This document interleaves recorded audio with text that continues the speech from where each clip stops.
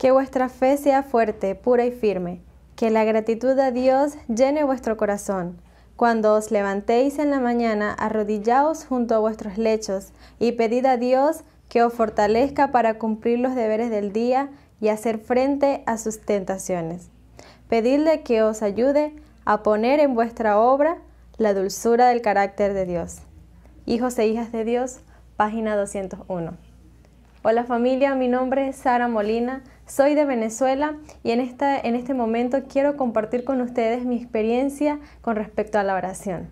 Saben que como jóvenes tenemos luchas, tentaciones, pruebas difíciles de afrontar por nuestras propias fuerzas y reconozco y reafirmo ahora más que nunca que la mejor arma del cristiano o del joven para vencer esas pruebas es la oración. Yo creo que sin la oración nuestras vidas serían más difíciles de llevar. Las situaciones serían imposibles de resolver, pero Dios nos ha prometido de que si oramos y permanecemos en la oración, tendremos la victoria por los méritos de Cristo. Mi experiencia con respecto a los grupos de oración han sido una bendición que no les puedo describir. Sin embargo, les quiero hacer la invitación para que cada uno de ustedes puedan unirse a grupos de oración. En mi experiencia personal, me he podido reunir con varios jóvenes, con varias personas, de diferentes denominaciones, donde nos reunimos por la plataforma de Zoom para poder orar, compartir experiencias, compartir testimonios, pedidos de oración y donde hemos visto milagros hacerse realidad. Así que les invito a que en este momento, en este tiempo de confinamiento, de pandemia, de cuarentena, no se desliguen de la oración, porque sin duda alguna la oración hace que nuestras vidas sean más llevaderas. Hace que nosotros podamos aceptar que hay alguien mayor que nosotros que lucha por nosotros en los momentos difíciles. Así que jóvenes, permanezcamos en la oración, permanezcamos en el Espíritu y dejemos que el Espíritu Santo pueda morar en nuestros corazones. Invitemos a otras personas a orar. Hagamos grupos de oración, de joven a joven, adulto con adulto, de todas las edades. Realmente no hay límites de edades para Dios. Cuando están 2 o 3 reunidos en su nombre, ahí está el Espíritu Santo en medio de nosotros. Es mi deseo que cada uno de nosotros podamos tener una meditación y un tiempo personal para encontrarnos con Dios desde las primeras horas de la mañana. Que Dios les bendiga. Desde Venezuela les envío un fuerte abrazo a todos ustedes. Y estamos muy contentos de escuchar de Venezuela, pero ha llegado ahora el momento especial. El momento donde abriremos la palabra de Dios y podremos escuchar por medio de su siervo, del siervo de Dios, el pastor Stephen Bohr. Pero déjenme decirles algo interesante del pastor Stephen Bohr. A él le encanta la ensalada de papas. Y su fruta favorita, él nos mencionó que tiene un empate. Está entre la papaya y, o tal vez en Venezuela, la lechosa y el mango. Y no lo podemos pelear en eso, el mango es muy bueno. Pero el pastor está muy familiarizado con Latinoamérica, con la habla hispana. Él creció en Colombia, en Venezuela, ha predicado por muchos años y ha predicado fielmente la palabra de Dios. Y por la gracia de Dios, hoy en día, él es el presidente de Secrets Unsealed. Y estamos muy contentos de poder escuchar otra vez la palabra de Dios con el tema ¿Quién podrá estar en pie? Y con nosotros el pastor Stephen Bohr. Nuevamente un saludo muy cordial, apreciados jóvenes. Es un placer estar con ustedes donde quiera que estén. Vamos a trazar el tema ¿Quién podrá estar en pie? Una pregunta que está en Apocalipsis, el capítulo 6 y el versículo 17. Antes de eso, sin embargo, permítame mencionar que nuestro ministerio, que es Secrets Unsealed y el canal de televisión Zoom TV, tenemos un gran aprecio por GYC, porque GYC está levantando en alto nuestro mensaje a través de la testificación. Así que quiero agradecerle a David y al personal que dirige el ministerio en Latinoamérica por haberme extendido esta invitación para hablar con ustedes por unos minutos. Ahora, antes de comenzar, queremos hacer lo que siempre debemos hacer antes de abrir la palabra, y es elevar una oración al Señor. Oremos. Padre Celestial, gracias te damos, porque eres un Dios que te revelas, no un Dios que te ocultas. Gracias porque tú prometes brillar sobre nosotros para que nosotros podamos brillar sobre otros. Haznos testigos fieles, Señor. Y al abrir tu santa palabra, pedimos que tu Santo Espíritu nos acompañe para que podamos entender tu palabra, aplicarla a nuestra vida y proclamarla a aquellos que están buscando algo mejor para sus vidas. Gracias te damos por la promesa de tu presencia y reclamamos esa promesa en el poderoso y precioso nombre de Cristo nuestro Salvador. Amén. Cuando el Señor Jesucristo regrese a esta tierra, habrá solamente dos grupos de salvos. Un grupo habrá muerto antes de cerrarse la puerta de la gracia. El otro grupo pasará vivo por el gran tiempo de angustia cual no se ha visto jamás en la historia de este mundo. El apóstol Pablo describe estos dos grupos de fieles que van a ser arrebatados cuando Cristo venga. Leo de Primera de Tesalonicenses, el capítulo 4 y los versículos 15 al 17, muy bien conocidos, indudablemente por la mayoría que están escuchando. Dice así: por lo cual os decimos esto en palabra del Señor, que nosotros que vivimos, que habremos quedado hasta la venida del Señor, no precederemos a los que durmieron, porque el Señor mismo con voz de mando, con voz de arcángel y con trompeta de Dios descenderá del cielo. Y los muertos en Cristo resucitarán primero. Esos son los que murieron antes de cerrarse la puerta de la gracia, porque después de cerrarse la puerta no habrá ningún mártir. Versículo 17.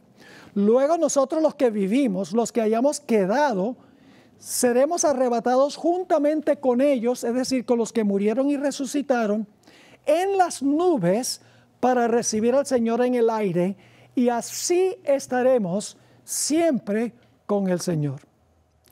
Hoy queremos hablar del grupo que estará vivo cuando Cristo venga. No van a sufrir ni siquiera la muerte física. Comencemos nuestro estudio en Apocalipsis 6, 14 al 16.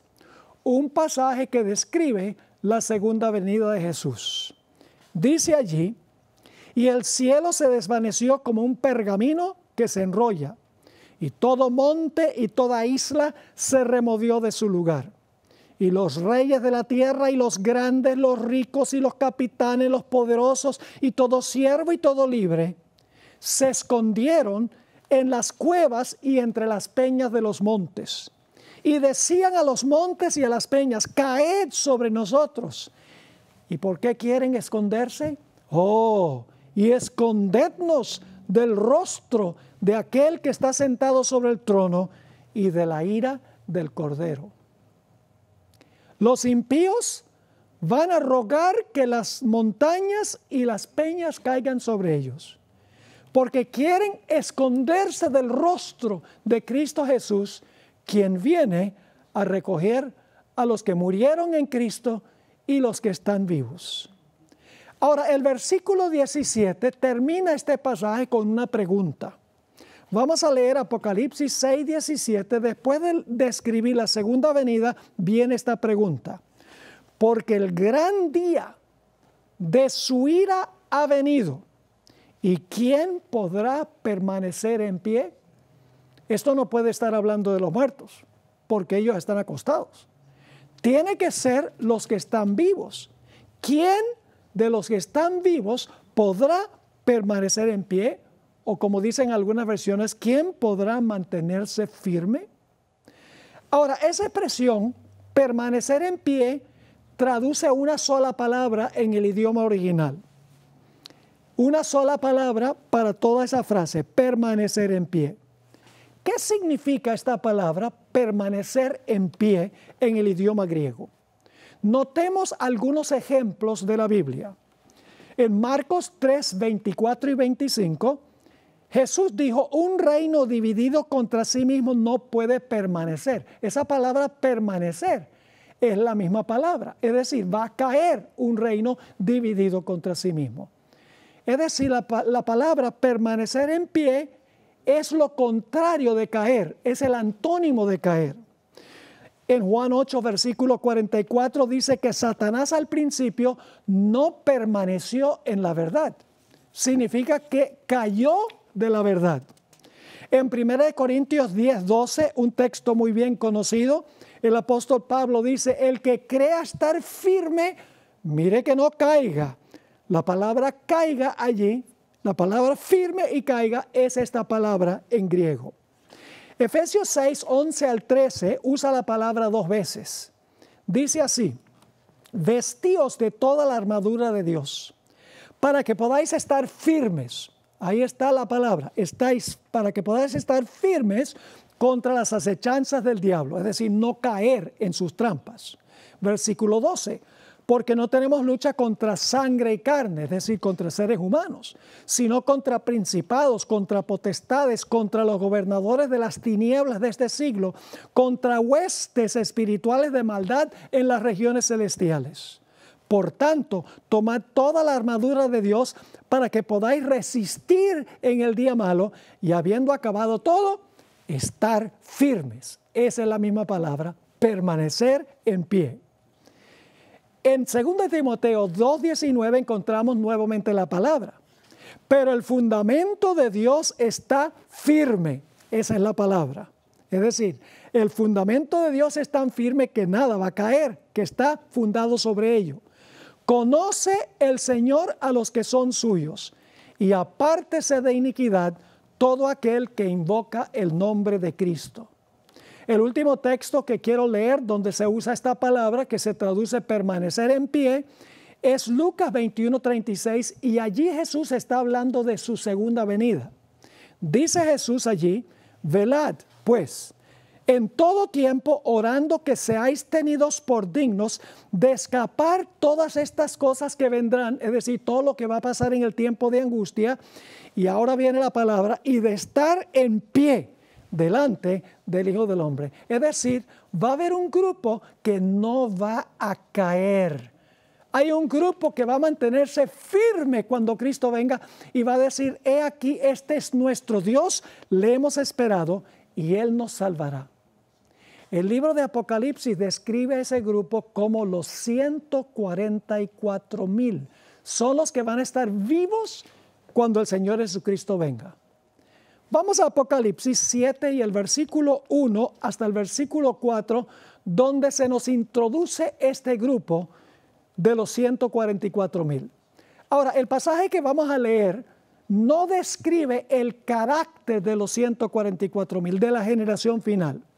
Lo que hace es hablar del sellamiento para que puedan pasar victoriosamente por el tiempo de angustia. Dice en Apocalipsis 7:1, después de esto vi a 4 ángeles en pie sobre los 4 ángulos de la tierra, que detenían los 4 vientos de la tierra, para que no soplase viento alguno sobre la tierra, ni sobre el mar, ni sobre ningún árbol.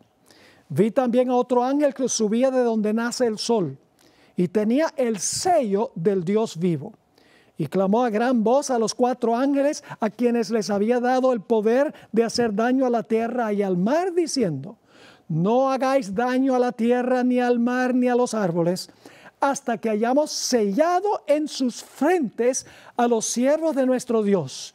Y oí el número de los sellados, 144,000 sellados de todas las tribus de los hijos de Israel.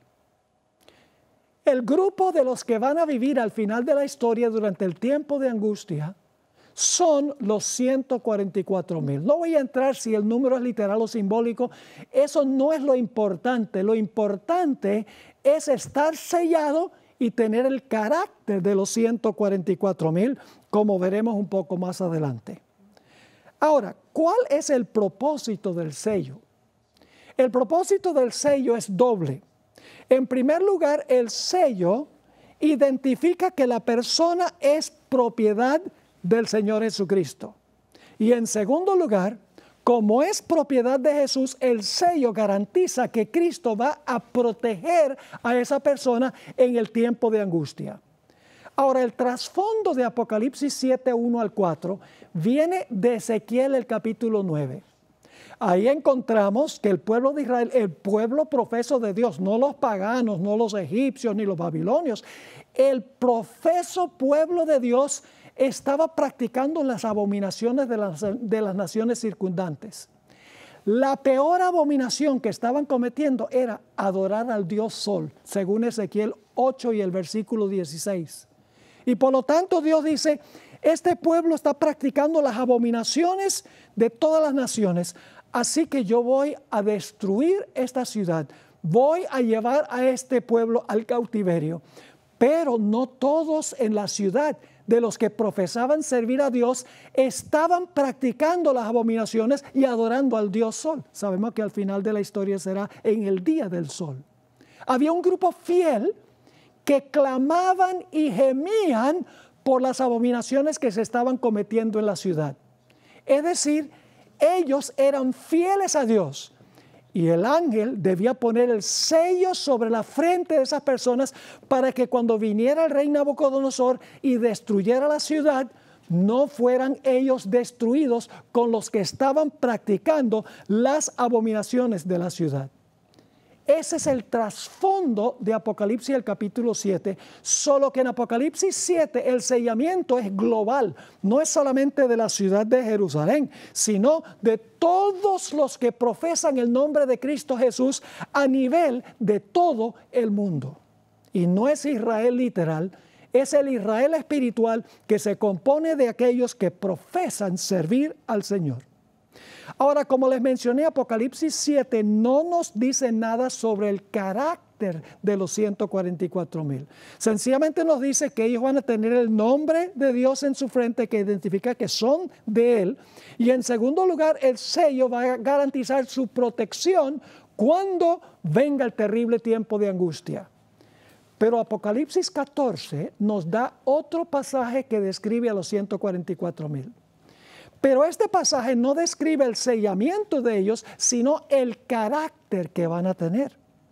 Vamos a leer Apocalipsis 14, 1 al 5.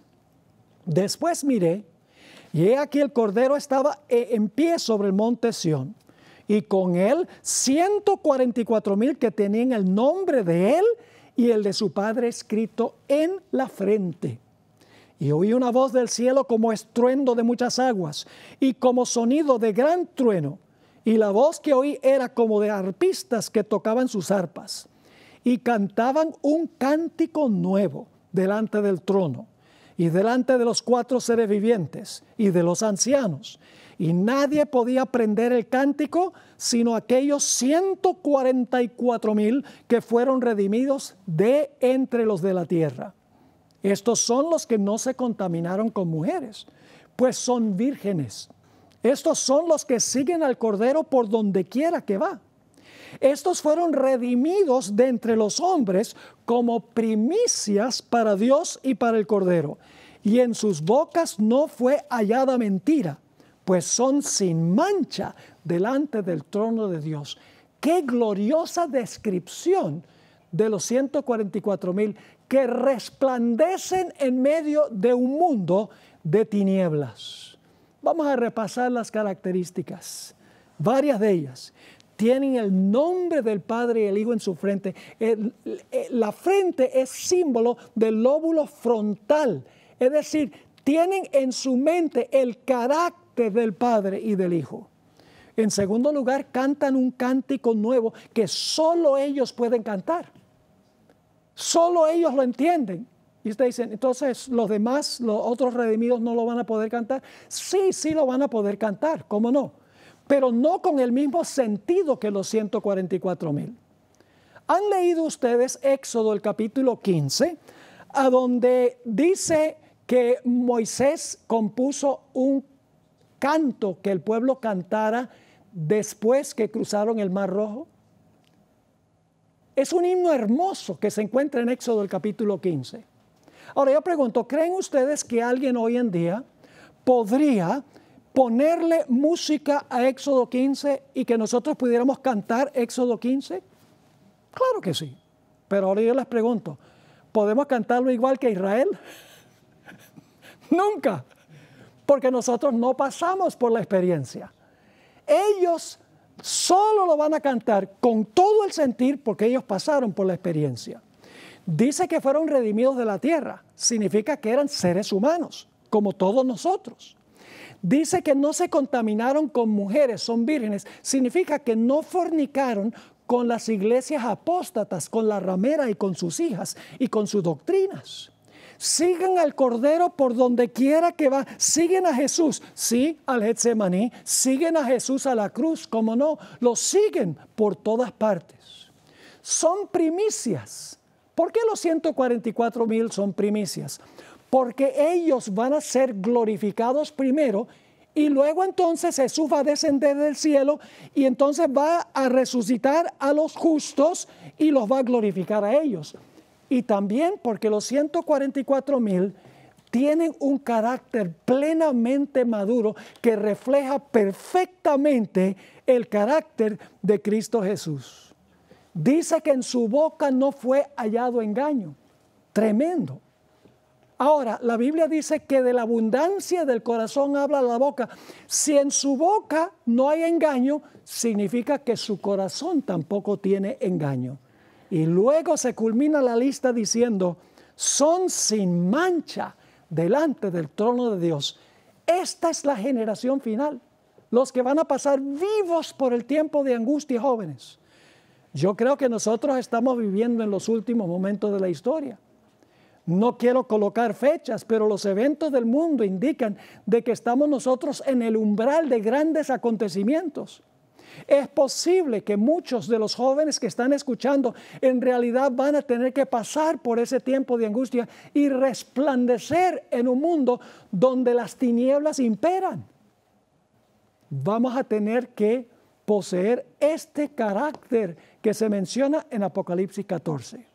Ahora, ¿recuerdan la pregunta de Apocalipsis 6 y el versículo 17?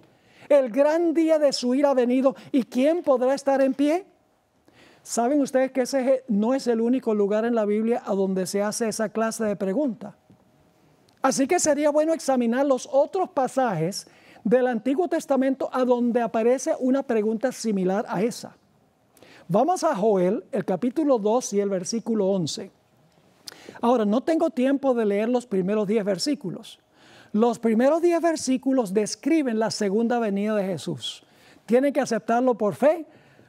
Ahora cuando yo lo digo, pero vayan y examínenlo en sus casas o donde quiera que estén y van a darse cuenta que los versículos 1 al 10 están describiendo la segunda venida.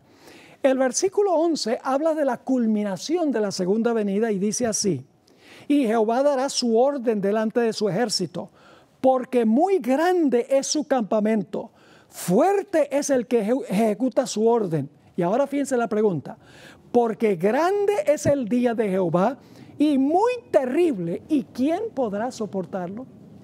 Yo pregunto, ¿es una pregunta muy semejante a la de Apocalipsis 6, 17? ¿Cómo no? Ahora, ¿a dónde esperarían conseguir la respuesta a la pregunta? Bueno, en Apocalipsis 6, 17 está la pregunta y se contesta en el siguiente capítulo, los primeros 4 versículos, los 144,000 van a estar firmes. De la misma manera, aquí Joel 2:11 tiene la pregunta: el gran día de Jehová y muy terrible vino, ¿quién podrá soportarlo? El versículo 12 al 17 nos dice quién lo va a poder soportar. Y está hablando del gran día de expiación. Yo pregunto, ¿estamos nosotros ahora en el gran día de expiación desde 1844? ¿Debemos estar haciendo lo que hacía el pueblo de Israel fuera del santuario? A veces enfatizamos, sí, Cristo está purificando el santuario, pero Él no va a purificar nada ya que no esté purificado aquí. Ahora, ¿qué hacía el pueblo en el día de expiación? Vamos a leer el versículo 12. Por eso, pues ahora, porque viene el gran día de la ira, por eso, pues ahora, dice Jehová, convertíos a mí con todo vuestro corazón, con ayuno y lloro y lamento. Rasgad vuestro corazón y no vuestros vestidos y convertíos a Jehová vuestro Dios. ¿Qué debemos hacer? Porque sabemos que el gran día de la ira de Cristo viene. Todo esto. Convertíos con todo vuestro corazón. Ayuno. Y dicho sea de paso, el ayuno no significa dejar de comer. La hermana White define el ayuno como abstenerse de todo lo que es dañino y participar moderadamente de lo que nos hace bien. E Isaías 58 dice que el ayuno que Dios aprueba es que nosotros le demos alimento y ropa, etcétera, a los que están necesitados. Ese es el verdadero ayuno. Sigue diciendo en el versículo 13, rasgad vuestro corazón y no vuestros vestidos, y convertíos a Jehová vuestro Dios, porque misericordioso es y clemente, tardo para la ira y grande misericordia, y que se duele del castigo. ¿Quién sabe si se volverá y se arrepentirá y dejará bendición tras de él? Esto es ofrenda y libación para Jehová vuestro Dios. ¿Qué era lo que anunciaba el día de expiación, jóvenes? Las trompetas, ¿verdad? Ahora fíjense lo que dice el versículo 15. Tocad trompeta en Sión, proclamad ayuno, convocada asamblea. Todos en el día de expiación tenían que reunirse alrededor del santuario. Nosotros tenemos que estar con nuestra mente con Cristo en el santuario celestial. Tocad trompeta en Sión, proclamad ayuno, convocad asamblea, reunid al pueblo, santificad la reunión, juntad a los ancianos, congregad a los niños y a los que maman. Es que ni siquiera hay tiempo para luna de miel. Porque dice, salga de su cámara el novio y de su tálamo la novia. Entre la entrada y el altar, ahora habla de los ministros, entre la entrada y el altar, lloren los sacerdotes, ministros de Jehová, y digan, perdona, oh Jehová, a tu pueblo, y no entregues al oprobio tu heredad, para que las naciones se enseñoreen de ella. ¿Por qué han de decir entre los pueblos, dónde está su Dios?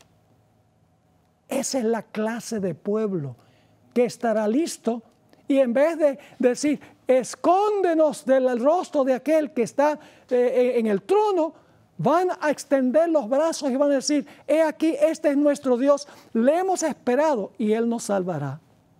Pero este no es el único lugar donde aparece la pregunta. Noten Isaías 33 y el versículo 14. Isaías 33 y el versículo 14. Los pecadores se asombraron en Sión. Espanto sobrecogió a los hipócritas. Y ahora dice, ¿quién de nosotros morará con el fuego consumidor? ¿Saben lo que dice la mayoría de las iglesias? Los impíos van a vivir en las llamas eternas y se van a quemar y van a estar chillando y gritando de dolor. Pero la Biblia dice que los únicos que van a poder vivir con el fuego eterno son los justos. Sigue diciendo, los pecadores se asombraron en Sión, espanto sobrecogió a los hipócritas. ¿Quién de nosotros morará con el fuego consumidor? ¿Quién de nosotros habitará con las llamas eternas? Ahora fíjense que la respuesta tiene que ver con la conducta. Porque algunos dicen, lo único que necesitas es estar cubierto con el manto de justicia de Cristo. Solo la justificación, la vida que vives no importa. Yo cuidado con eso.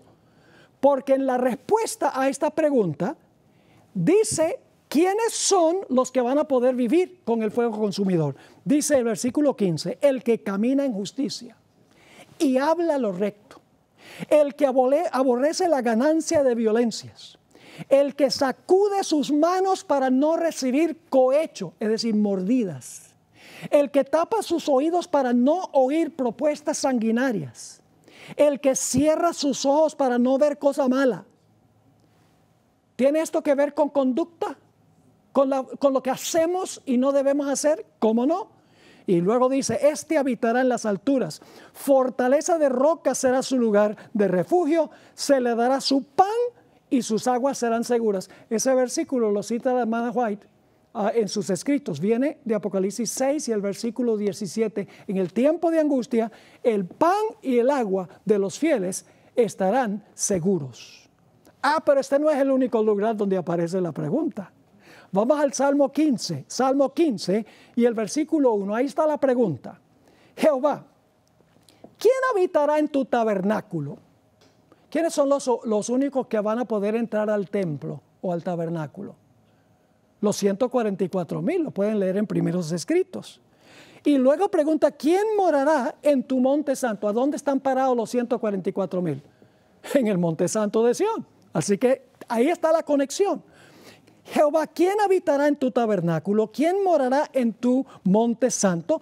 Ahora fíjense que la respuesta nuevamente subraya la conducta de aquellos que van a estar allá. Dice, el que anda en integridad y hace justicia y habla verdad en su corazón, el que no calumnia con su lengua, ni hace mal a su prójimo, ni admite reproche alguno contra su vecino, aquel a cuyos ojos es vil, el vil es menospreciado, pero honra a los que temen a Jehová. El que aún jurando en daño suyo, no por eso cambia. Quien su dinero no dio a usura, es decir, interés excesivo, ni contra el inocente admitió cohecho. Y ahora no pierdan de vista la conclusión del versículo 5. Dice, el que hace estas cosas no resbalará jamás. Es decir, no va a ¿qué? ¿Qué pasa cuando una persona se resbala? Se cae. Así que dice, el que hace estas cosas no resbalará. Es decir, se mantendrá firme, no caerá. Pero este no es el único lugar donde aparece la pregunta. En Nahum, el capítulo 1 y el versículo 6 y 7, aparece una pregunta similar con su respuesta. Dice en el versículo 6, ¿quién permanecerá delante de su ira? ¿Y quién quedará en pie en el ardor de su enojo? Su ira se derrama como fuego y por él se hienden las peñas. Está describiendo la segunda venida. Y luego dice en el versículo 7 la respuesta, Jehová es ¿qué? Bueno. Jehová es bueno. Fortaleza en el día de la ¿qué? De la angustia. Y conoce a los que ¿qué? A los que en él confían. ¿Quiénes son los que van a estar firmes? Los que en él confían. Pero ese no es el único lugar donde aparece la pregunta. En Malaquías el capítulo 3 y el versículo 2 y 3 encontramos de nuevo una pregunta similar. El versículo 2 dice, ¿quién podrá soportar el tiempo de su venida? ¿Y quién podrá estar en pie cuando él se manifieste? Aquí viene la respuesta. Tiene que realizarse en nuestra vida, jóvenes, una purificación de nuestro corazón, una purificación de nuestra conducta. Al final del tema voy a decirles cómo se logra esto. El versículo 3 dice, porque Él es como fuego purificador y como jabón de lavadores, y se sentará para afinar y limpiar la plata, porque limpiará a los hijos de Leví, los afinará como a oro y como a plata, y traerán a Jehová ofrenda en justicia. Un lugar más a donde aparece esta pregunta, el Salmo 24 y el versículo 3. ¿Quién subirá al monte de Jehová? ¿Cuál es el monte de Jehová, jóvenes? El monte de Jehová se llama ¿qué? Sión. ¿Y quiénes están en Apocalipsis parados en el monte de Sión? Los 144,000. ¿Quién subirá al monte de Jehová? ¿Y quién estará en su lugar santo? Noten nuevamente el énfasis sobre la conducta. Mire, la conducta no nos salva, pero la conducta demuestra si estamos conectados con Jesús o no. Por sus frutos los conoceréis, no por su profesión. Ahora fíjense la respuesta en los versículos 4 al 6. ¿Quién va a subir al monte de Jehová? El limpio de manos y puro de corazón. El que no ha elevado su alma a cosas vanas, ni jurado con engaño. Él recibirá bendición de Jehová y justicia del Dios de salvación. Tal es la generación de los que le buscan, de los que buscan tu rostro, oh Dios de Jacob. Jóvenes, viene el peor tiempo de angustia en la historia del mundo. Ustedes recuerdan cuál es el texto clave de este congreso de GYC. Está en Daniel, el capítulo 12 y el versículo 3, pero hay algo que viene antes del versículo 3. Vamos a leer desde el versículo 1. En aquel tiempo se levantará Miguel, que es Cristo. Está hablando del cierre de la gracia. El gran príncipe que está de parte de los hijos de tu pueblo. Y será tiempo de angustia, cual nunca fue desde que hubo gente hasta entonces. Pero ahora fíjense qué lindo esto. Va a ser un terrible tiempo de angustia, sí. Pero luego dice, pero en aquel tiempo será libertado tu pueblo, todos los que se hallen escritos en el libro. Y muchos de los que duermen en el polvo de la tierra serán despertados. Esta es una resurrección especial que va a haber. Unos para vida eterna y otros para vergüenza y confusión perpetua. Y después de la resurrección dice, los entendidos resplandecerán como el resplandor del firmamento. Esta es la generación final. Y los que enseñan la justicia a la multitud como las estrellas a perpetua eternidad.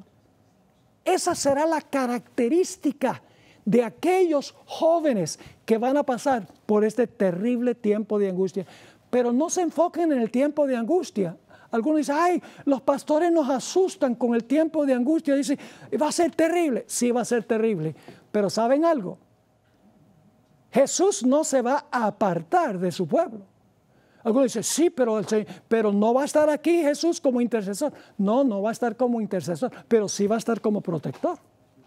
Porque Daniel 12:1 dice, se levantará Miguel, el que está por los hijos de tu pueblo. Así que no hay que temer si estamos bien con el Señor Jesús. En realidad, el Salmo 91 y el versículo 9 al 12, tengo otro par de versículos aquí, pero los voy a saltar por la premura del tiempo. Salmo 91 y el versículo 9 al 12.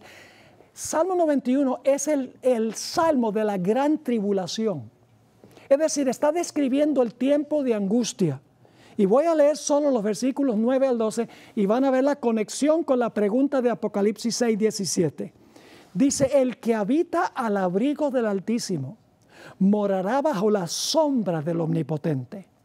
Diré yo a Jehová, esperanza mía y castillo mío, mi Dios en quien confiaré. Él te librará del lazo del cazador. ¿Quién es el cazador? Satanás. De la peste destructora. Peor que el coronavirus. El coronavirus es principio del principio de dolores. Los desastres van a ser terribles lo que viene a este mundo, jóvenes. Sigue diciendo en el versículo 4, qué linda promesa, con sus plumas te cubrirá y debajo de sus alas estarás seguro. Escudo y adarga es su verdad. No temerás el terror nocturno, ni saeta que vuele de día, ni pestilencia que ande en oscuridad, ni mortandad que en medio del día destruya. Caerán a tu lado 1000 y 10,000 a tu diestra, mas a ti no llegará. Ciertamente con tus ojos mirarás y verás la recompensa de los impíos. Porque has puesto a Jehová, que es mi esperanza, al Altísimo por tu habitación, no te sobrevendrá mal ni plaga tocará tu morada. Pues a sus ángeles mandará acerca de ti, que te guarden en todos tus caminos. Y ahora noten este versículo. En las manos te llevarán para que tu pie no, ¿qué? No tropiece en piedra. ¿Qué pasa cuando tú te tropiezas en una piedra? Te vas de cabeza, ¿verdad? Aquí dice, no van a caer los que están con el Señor Jesús, el que habita al abrigo del Altísimo. Lo importante es conectarnos con Jesús, jóvenes, a través de su palabra, a través de la oración, a través de la testificación, reuniéndonos en grupos, asistiendo a la iglesia, cantando. Es decir, haciendo nuestra relación con Cristo lo primordial en nuestra vida. Ahora quiero leer algunos versículos que usa la palabra ver.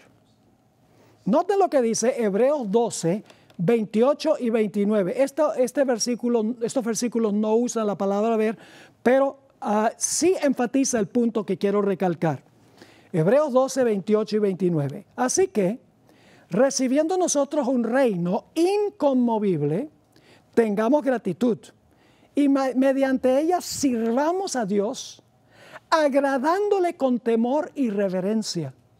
¿Qué debemos hacer? Agradar a Dios ¿con qué? Con temor y reverencia, porque nuestro Dios es fuego consumidor. Por eso, cuando el Señor Jesucristo regrese, los impíos se van a esconder en las cuevas. No pueden soportar la idea de verlo, porque no tienen una relación con Él. Han llegado a aborrecerlo. Por eso es que claman para que las rocas caigan sobre ellos, para que los esconda del rostro de aquel a quien no han llegado a amar. Note Mateo 5 y el versículo 8. Bienaventurados los de limpio corazón, porque ellos ¿qué? Verán a Dios. Isaías 33, 17, después de decir que los justos van a vivir con el fuego consumidor, dice en el versículo 17 de Isaías 33, tus ojos verán al Rey en su hermosura, verán la tierra que está lejos, es decir, el cielo. Nota en 1 de Juan, el capítulo 3 y el versículo 1 al 3. 1 de Juan 3, 1 al 3. Mirad cuál amor nos ha dado el Padre, para que seamos llamados hijos de Dios. Por esto el mundo no nos conoce, porque no le conoció a Él. Amados, ahora somos hijos de Dios, y aún no se ha manifestado lo que hemos de ser. Pero sabemos que cuando Él se manifieste, es decir, cuando Cristo venga, seremos semejantes a Él, ¿porque qué? Porque le veremos tal como Él es. ¿Y qué debemos hacer nosotros para poder ver al Señor Jesucristo y recibirlo con los brazos abiertos? Versículo 3 dice, todo aquel que tiene esta esperanza en Él se purifica a sí mismo, así como Él es puro. ¿Qué debemos estar haciendo? Purificando el corazón y purificando la vida con la sangre de Cristo y con el agua del Espíritu Santo, jóvenes. Hebreos 12 y el versículo 14 nos dice, seguid la paz con todos y la santidad sin la cual nadie verá al Señor. Es decir, el que no tiene santidad no verá al Señor.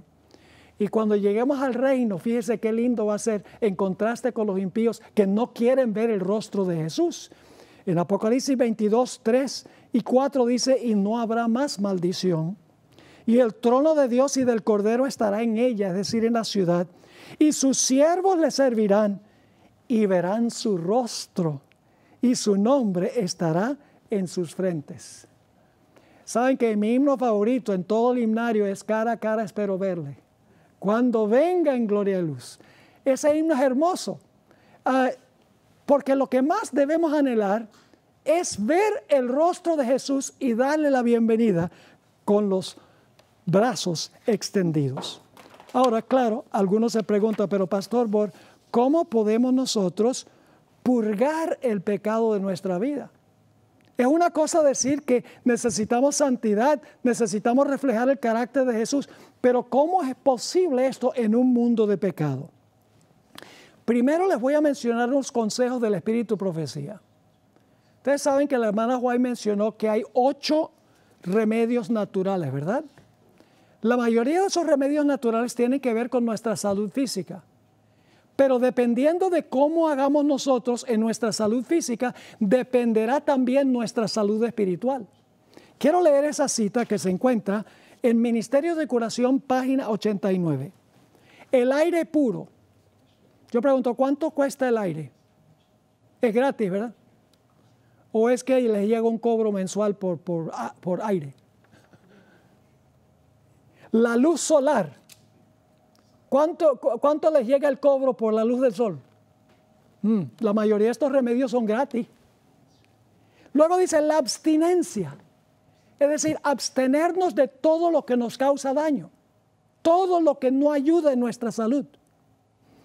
El descanso, ¿cuánto les cuesta el descanso? Dulce es el sueño del trabajador. Nunca me ha llegado una cuenta para pagar por descanso. Luego dice, el ejercicio.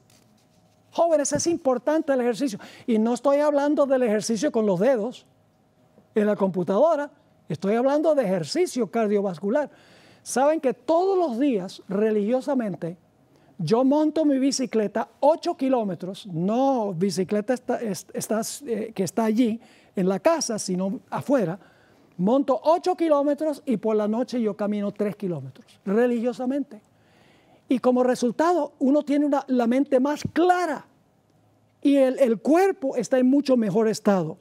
Así que la hermana White sigue diciendo, el ejercicio, un régimen alimenticio apropiado.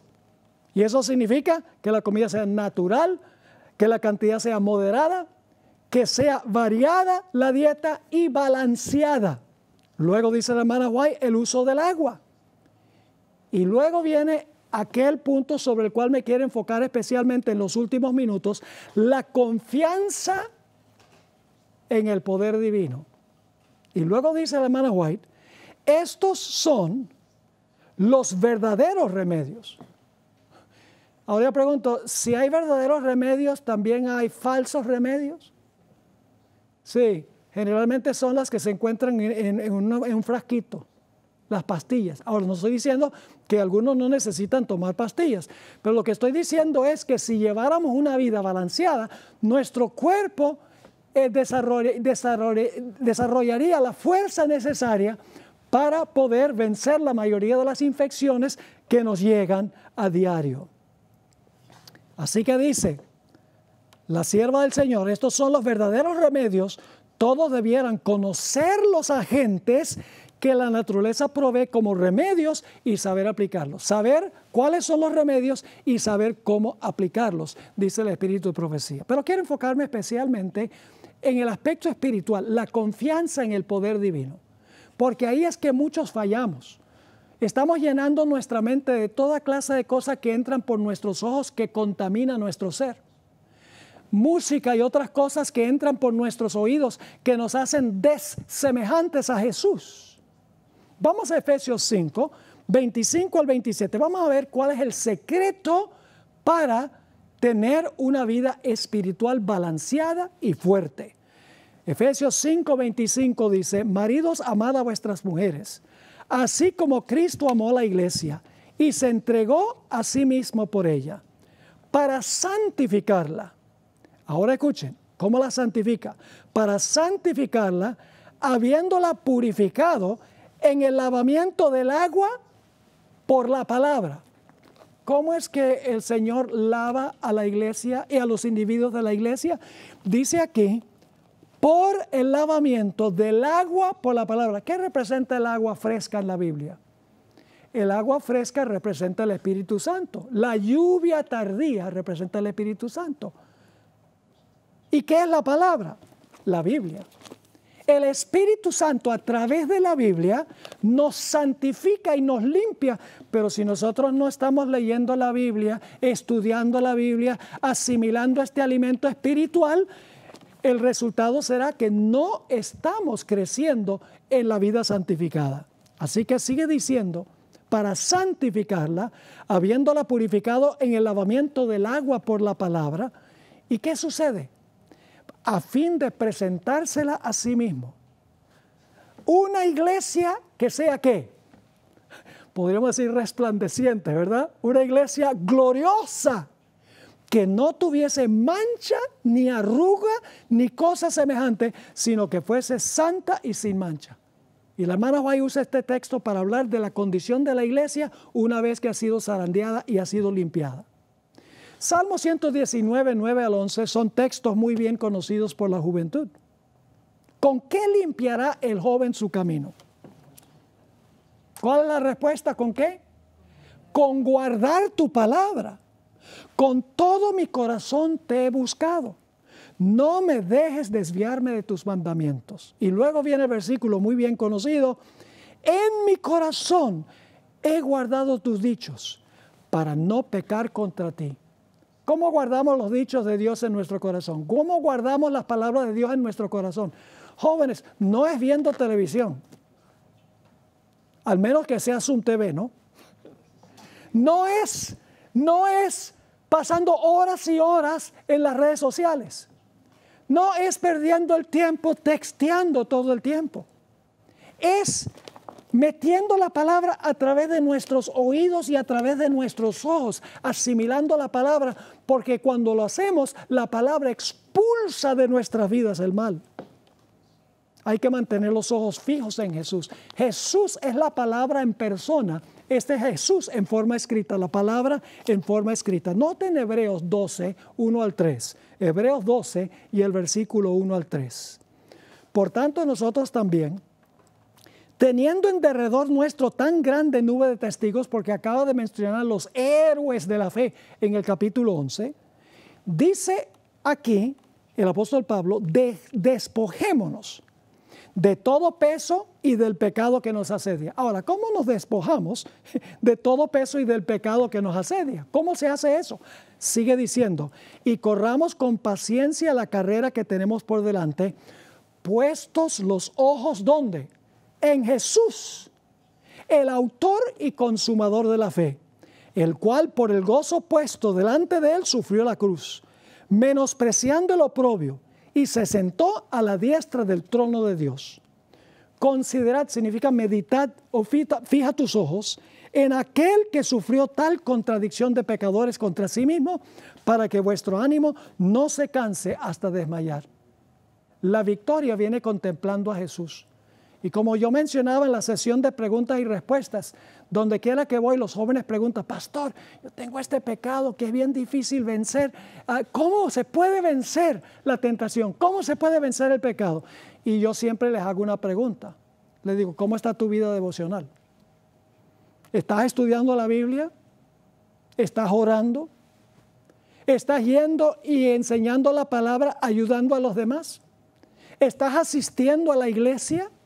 ¿Te estás reuniendo en grupos con otros jóvenes para fortalecerse mutuamente? Pastor, ahí es que estoy fallando. Bueno, ahí está el problema. Entonces tenemos que llenar nuestra mente de lo que realmente no contamina la mente, y nuestra vida reflejará lo que está en nuestra mente y en nuestro corazón. El último texto que voy a leer, porque el tiempo se ha ido, es 2 de Corintios 3:18. Un texto muy bien conocido. Nos da el secreto de cómo ser transformados a imagen de Jesús. Por tanto, nosotros todos, mirando a cara descubierta como en un espejo la gloria del Señor, ¿qué hacemos? Miramos la gloria del Señor, y ¿qué sucede? Somos transformados. En realidad, una mejor traducción, el verbo está en una forma progresiva.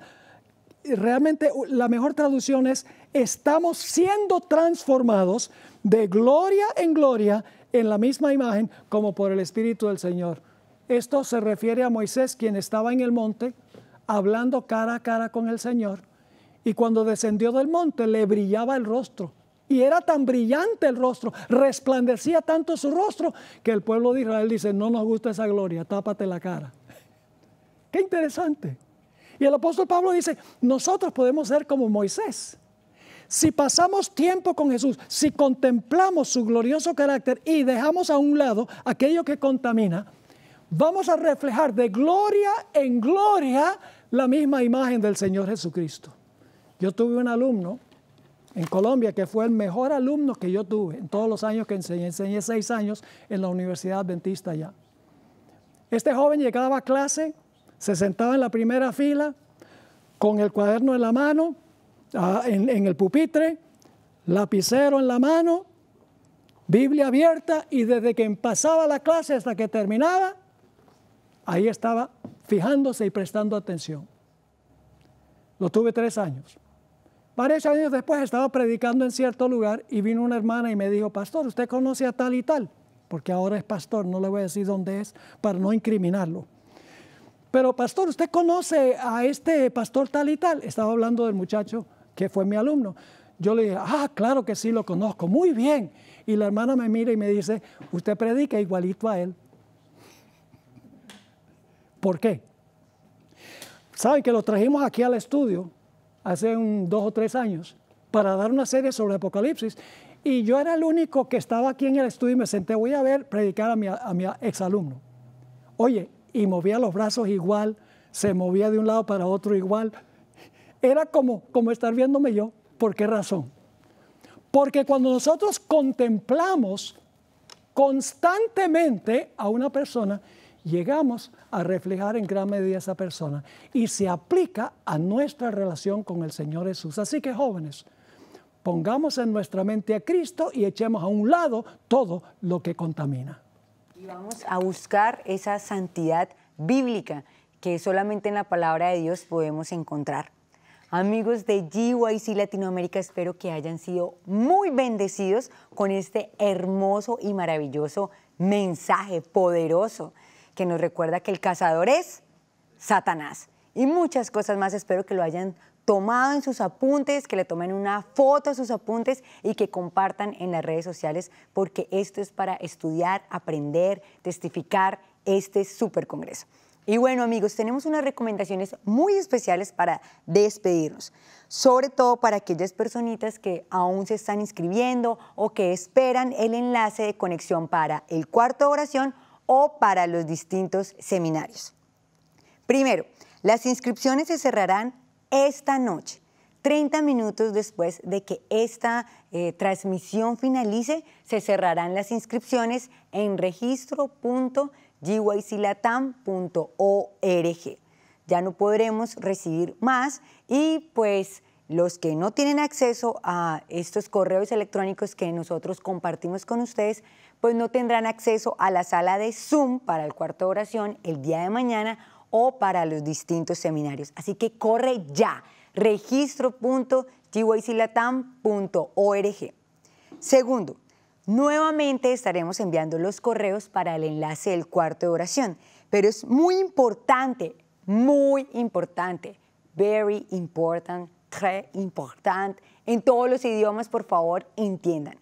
Muy importante revisar la bandeja de entrada del correo no deseado, del spam, de promociones. Busca allí rápidamente para que no te pierdas la bendición de estar en el cuarto de oración con esos maravillosos testimonios y en los seminarios de salud mental, apologética, teología con la mente espiritual, sexualidad con todo el tema de pornografía y pureza sexual y también de noviazgo y amistad.